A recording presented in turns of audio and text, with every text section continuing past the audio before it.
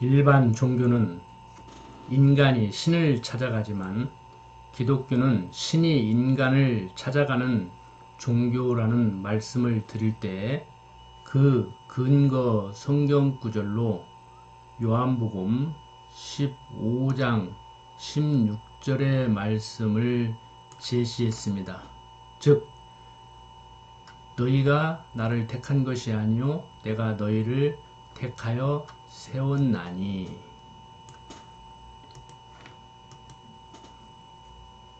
그런데 16절 후반절의 내 이름으로 아버지께 무엇을 구하든지 다 받게 하려 함이라.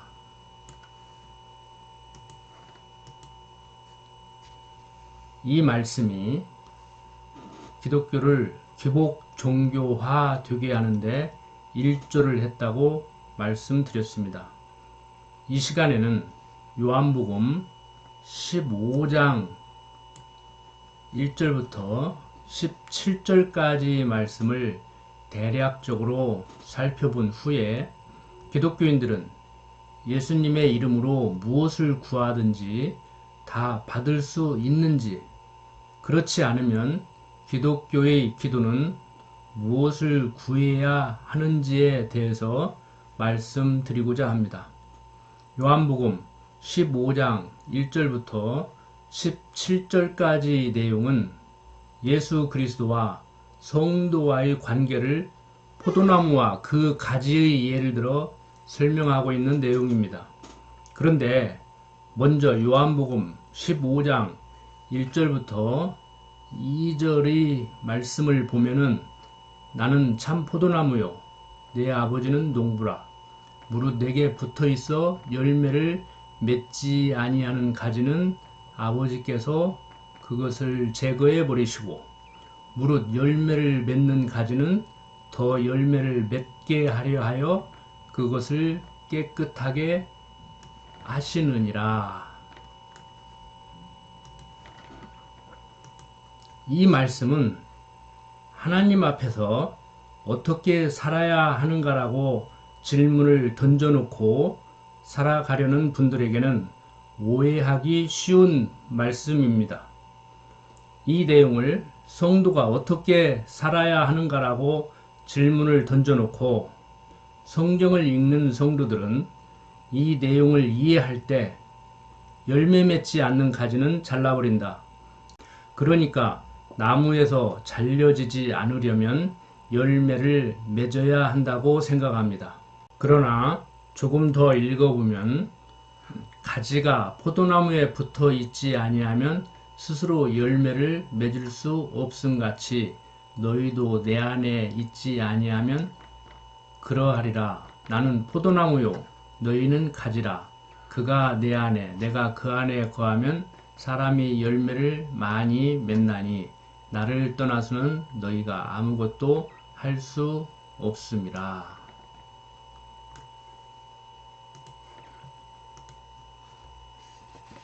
자, 이 말씀은 포도나무에 붙어있는 가지는 열매를 맺는다는 것입니다. 즉 그리스도 안에 있으면 열매를 맺는다는 것입니다. 그러므로 가지야 잘려지지 않으려면 열매를 맺으라 하는 말로 이해하면 안 됩니다.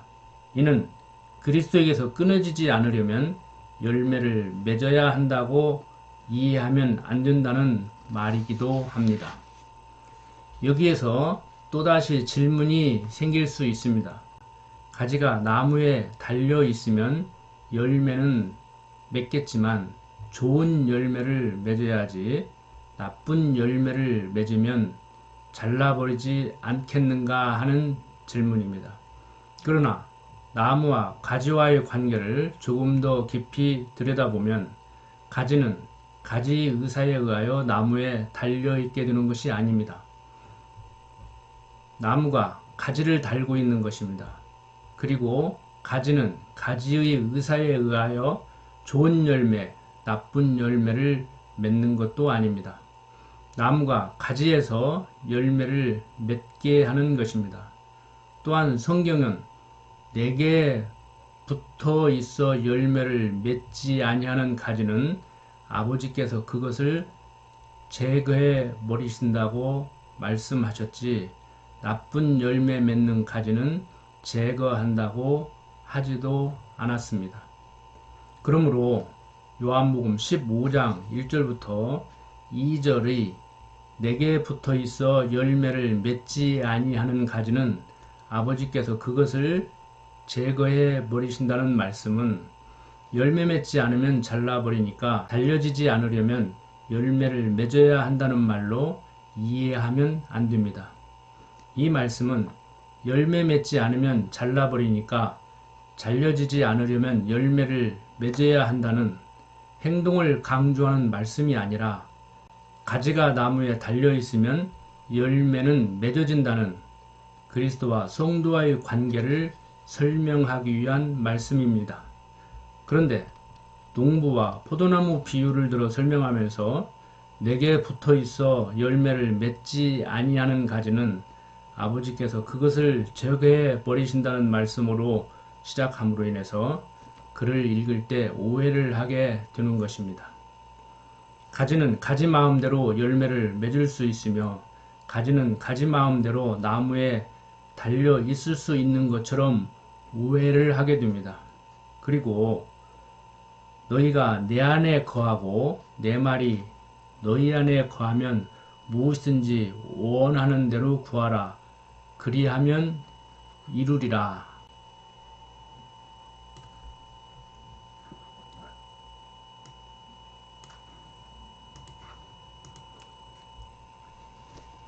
즉 나무에 달려있어 열매를 맺는 가지는 무엇이든지 구하면 얻을 수 있다는 말로 오해를 하게 됩니다. 그리스도 안에 거하는 자는 예수 이름으로 하나님께 무엇이든지 구하면 주실까요?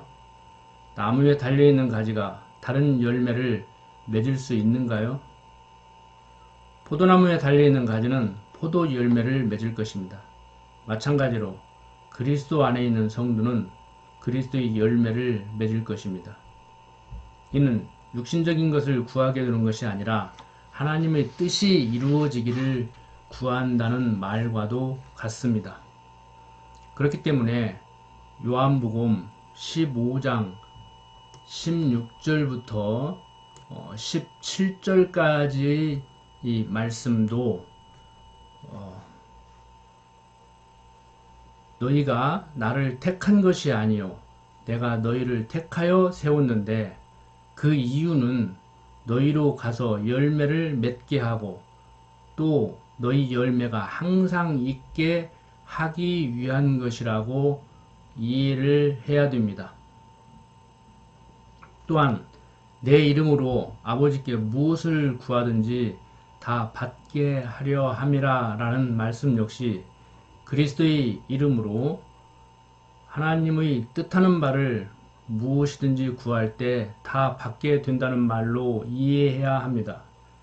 예수님이 가르쳐 주신 기도를 살펴봐도 내가 원하는 무엇이든지 구하면 주신다고 하시지 않고 그의 나라와 그의 의를 구하라고 하셨음을 알 수 있습니다.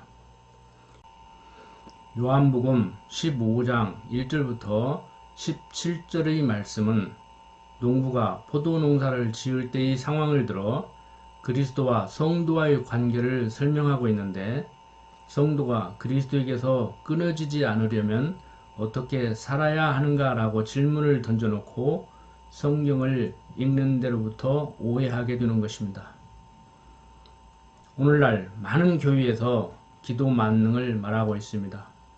믿음이 좋은 것 같지만 가장 황당한 기독교인은 자기 욕구 충족을 위하여 하나님께 무엇을 달라고 하는 기독교인입니다. 기독교의 기도는 다른 종교의 기도와 다릅니다. 다른 종교는 신에게 무엇을 달라고 하지만 기독교의 기도는 하나님의 뜻이 이 땅에 이루어지기를 바라는 것이어야 합니다. 짧은 몇 마디로 충분히 설명할 수는 없지만 하나님의 뜻이 이루어지기를 바라는 것은 이 땅의 사람들이 생각하는 선한 세상을 바라는 것도 아닙니다. 거두절미하고 인간의 요구를 들어주는 하나님이라면 역사는 어떻게 되겠습니까? 아직도 기도하는 사람이 많아서 일기가 불순하다는 말을 믿는 자가 있다고 합니다. 뱃속 아이의 성별을 바꾸어 달라고 기도하기도 한다고 합니다. 이 쉬운 아말감이 금이 된다고 하는데도 믿는 사람이 있습니다. 기독교가 왜 이렇게 되었는지 답답하기 그지없습니다. 기독교 기도를 성경적으로 제대로 정리하지 못하고 이방 종교의 기도와 같이 여기는 사람들은 겨우해야 능력 있는 우리 하나님께 달라고 해야지 우상에게 달라고 한다고 주나요? 라고 말하는 정도입니다. 그러나 그렇게 말한다면 저들도 저들이 신에게 빌면 준다고 믿고 있습니다. 그리고 받았다고 말합니다. 어떤 기독교인들은 이방인들과 같은 기도를 성경적 기도라고 여기는 생각으로부터 벗어나지 못하고 있기 때문에 이렇게 말하기도 합니다. 하나님께 기도하면 금방 응답 주는 것도 있고 나중에 응답 주는 것도 있다고 말합니다. 그런가 하면 무응답도 응답이라고 말하기도 합니다. 이는 성경과는 거리가 먼 자기 생각입니다. 성경적 기독교 기도에 대한 이해 부족을 짧은 시간에 간단하게 설명하여 바로잡기는 쉬운 일이 아닐 것입니다. 한국교회를 지탱하고 있는 11조와 기도 문제를 성경적으로 바로잡는 데는 성령의 강권적인 역사가 없이는 불가능하다는 것을 잘 알고 있기에 오늘은 성경 마태복음 6장 30절부터 33절까지의 말씀을 읽고 이만 마치려고 합니다. 오늘 있다가 내일 아궁이에 던져지는 들풀도 하나님께서 이처럼 입히신다면 하물며 너희는 더 잘 입히시지 않겠느냐. 믿음이 작은 자들아, 그러므로 무엇을 먹을까, 무엇을 마실까, 무엇을 입을까 하면서 걱정하지 마라. 이 모든 것들은 이방인들이 찾는 것들이기 때문이다. 너희 하늘 아버지께서는 너희에게 이 모든 것들이 필요하다는 것을 아신다. 오직 너희는 먼저 하나님 나라와 그분의 의를 찾으라. 그러면 이 모든 것들을 너희에게 더하여 주실 것이다.